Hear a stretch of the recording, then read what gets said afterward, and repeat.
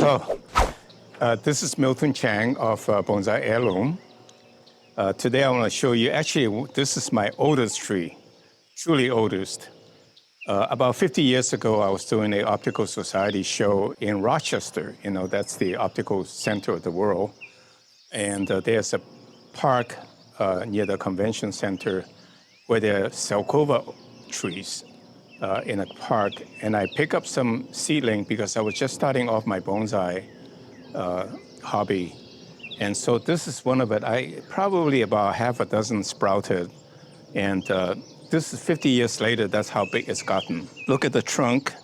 If I measure it for you, you can see the trunk is about, from here to here, tip to tip, it's about 15 inches, including the roots. Of course, you know, I'm counting it from here. I think the point I want to make is that everything takes time, and bonsai just increases in value and in its grandeur in time.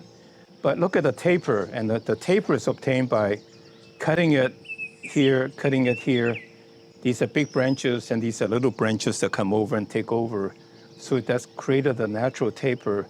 And I never wired this tree. It's everything, it's just as it grew, I cut it to shape.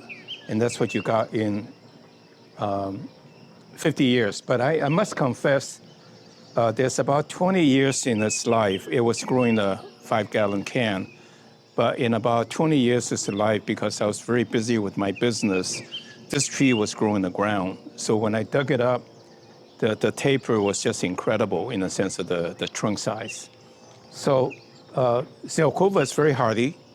It's almost indestructible. Well, I wouldn't say it's indestructible, but they're very, very hardy in terms of being, hardy. I don't know what else to add, but it does leaf out fairly late. This is February. I don't expect to leaf out probably April or May.